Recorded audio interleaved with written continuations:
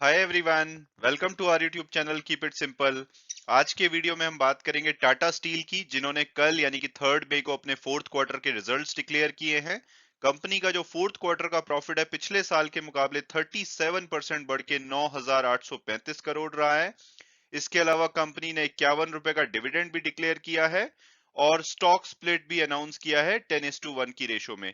तो इन सभी टॉपिक्स को हम इस वीडियो में डिटेल में डिस्कस करेंगे और ये भी बात करेंगे कि क्या करंट प्राइस पे आपको टाटा स्टील का शेयर लेना चाहिए या नहीं। और आगे बढ़ने से पहले अगर आपने अभी तक चैनल को सब्सक्राइब नहीं किया तो प्लीज सब्सक्राइब करके हमें मोटिवेट कीजिए। तो सबसे पहले अगर बात की जाए कि भाई टाटा स्टील करती क्या है, तो टाटा स्टील की जो एनुअल क्रूड स्टील कैपेसिटी है वो 34 मिलियन टन्स पर एनम की है। और ये दुनिया की most graphically diversified steel producer company है, क्योंकि अगर इनकी सब्सिडरी, एसोसिएट और जॉइंट वेंचर के साथ देखा जाए तो ये लगभग 5 कॉन्टिनेंट्स में फैली हुई है और इनका जो एम्प्लॉय बेस है 65,000 से ज्यादा का है।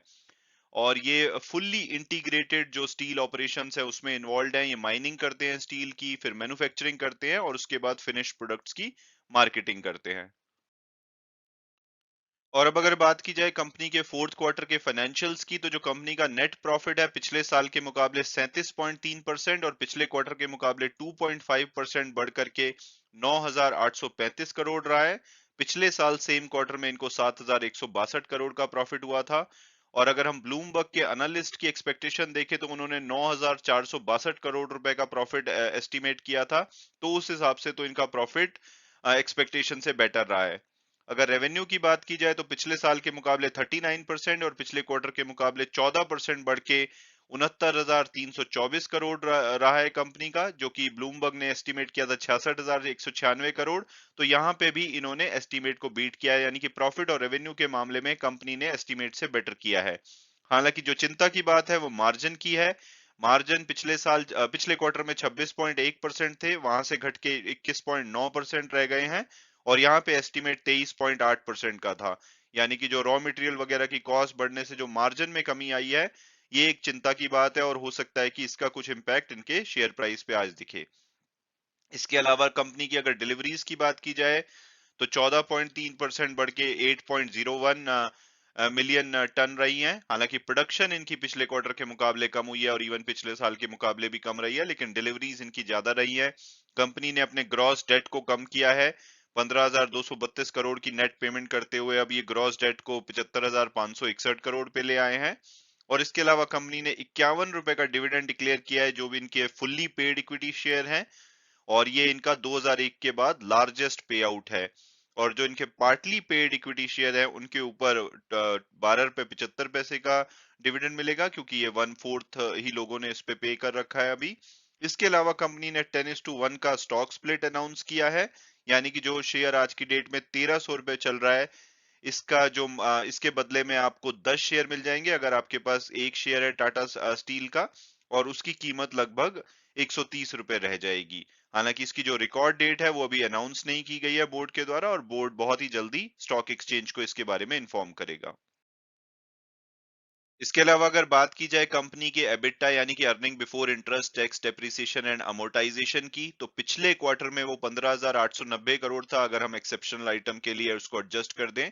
और इस क्वार्टर में भी 15,890 करोड़ के आसपास यानी कि 15,891 करोड़ रहा है। यानी कि कुछ अप्स एंड डाउन्स हैं, लेकिन ओवरऑल एबिटा में कोई खास चेंज नहीं देखा गया है पिछले क्वार्टर के मुकाबले। जैसे 353 करोड़ इनका, क्योंकि स्टील का प्राइस बढ़ गया था तो इनको सेल्स रियलाइजेशन ज्यादा हुआ है खासकर यूरोप में। लेकिन कॉस्ट बढ़ने की वजह से जो इनपुट कॉस्ट बढ़ी है उसकी वजह से 3,549 करोड़ एबिटा घटा है। लेकिन वॉल्यूम, क्योंकि इनकी सेल्स ज्यादा हुई है, वॉल्यूम ज्यादा इन्होंने बेचा है, तो 3,658 करोड़ एबिटा बढ़ा है। इसके अलावा 461 करोड़ इन्होंने प्रोविजन किए हैं, कुछ कंजम्पशन ज्यादा हुई है स्टोर्स एंड स्पेयर्स की, उसकी वजह से एबिटा कम हुआ है। तो ओवरऑल देखें तो नेट इम्पैक्ट कुछ भी नहीं रहा है और जो एबिटा पिछले क्वार्टर में था वही रहा है। और अब अगर बात की जाए स्टॉक स्प्लिट की, क्योंकि इसको लेकर के काफी एक्साइटमेंट है, तो स्टॉक स्प्लिट से कोई भी फर्क नहीं पड़ता इन्वेस्टर को अगर हम हाई लेवल पे बात करें, क्योंकि इसमें नंबर ऑफ शेयर्स तो आपके पास ज्यादा आ जाते हैं, लेकिन उसका जो मार्केट प्राइस है वो उतना ही कम हो जाता है। जैसे कि अभी 1300 रुपए के आसपास का शेयर चल रहा है, तो 10 गुना शेयर आपको मिल जाएंगे, यानी कि एक शेयर के बदले में 10, लेकिन उसका जो मार्केट प्राइस है वो 130 रुपए हो जाएगा। तो इस तरह से जो मार्केट कैपिटलाइजेशन है या ओवरऑल जो आपकी नेट वैल्यू है शेयर्स की, वो सेम ही रहती है। तो कंपनी स्टॉक स्प्लिट करती क्यों है? तो कंपनी स्टॉक स्प्लिट इसलिए करती है ताकि ये रिटेल शेयर होल्डर के लिए ज्यादा अफोर्डेबल हो जाए। जैसे अगर 1300 रुपए में हो सकता है कि आप आपकी जो कैपिटल है वो 1000 रुपए के शेयर लेना चाहते हो, तो आप शायद ना ले पाए, लेकिन अगर जब ये 130 रुपए का हो जाएगा तो आप हो सकता है कि 7 शेयर इसके ले लें। जैसे कि अगर हम एक एग्जांपल एमआरएफ का लें, टायर कंपनी में हो सकता है कि आपको एमआरएफ पसंद हो, लेकिन उनका शेयर जो है 72,000 रुपए का एक शेयर आता है। तो मोस्ट प्रोबेबली अगर आप रिटेल शेयर होल्डर है तो एमआरएफ के शेयर में कभी भी डायरेक्टली इन्वेस्ट नहीं करते होंगे, मे बी म्यूचुअल फंड वगैरह के थ्रू करते होंगे। तो अगर एमआरएफ का शेयर यही अगर 7,000 रुपए हो जाए या 700 रुपए हो जाए, तो आप डेफिनेटली हो सकता है कि उसके शेयर में भी जैसे दूसरे टायर शेयरों में इन्वेस्ट करते हैं, करना शुरू कर दे। तो कंपनी का यही पर्पस होता है कि अगर इसको मोर अफोर्डेबल बनाया जाए, और इसका ये एक साइन ही होता है स्टॉक स्प्लिट का कि कंपनी का जो स्टॉक प्राइस है काफी अच्छे से थ्राइव कर रहा है, यानी कि काफी फल फूल रहा है, और इसी वजह से इंक्रीज हुआ है, और उसको मोर अफोर्डेबल बनाने के लिए ताकि लोग इसमें ज्यादा ट्रेड कर सके, उसको स्टॉक स्प्लिट किया जाता है। तो अल्टीमेटली इसका कोई भी अच्छी या बुरी बात नहीं है ये इन्वेस्टर के लिए, लेकिन अगर हम ब्रॉडर स्केल पे देखें, क्योंकि स्टॉक सस्ता हो जाएगा तो ज्यादा रिटेल शेयर होल्डर होल्डर उसमें अपना इंटरेस्ट दिखाएंगे, तो ओवरऑल उसकी जो बाइंग है वो बढ़ जाएगी। बाइंग बढ़ेगी तो शेयर प्राइस बढ़ने के ज्यादा चांसेस होते हैं। तो सिर्फ इतना फर्क है, बट अदरवाइज अगर हम हाई लेवल पे देखें तो इसका कोई भी इम्पैक्ट नहीं होता। तो जैसे कि स्टॉक स्प्लिट होता है, ऐसे ही रिवर्स स्टॉक स्प्लिट भी होता है, जहां पे आउटस्टैंडिंग शेयर्स को कम कर दिया जाता है। हालांकि इंडिया में ज्यादा पॉपुलर नहीं है, अभी तक 114 ही कंपनीज है आई थिंक जिन्होंने इंडिया में रिवर्स स्टॉक स्प्लिट किया है।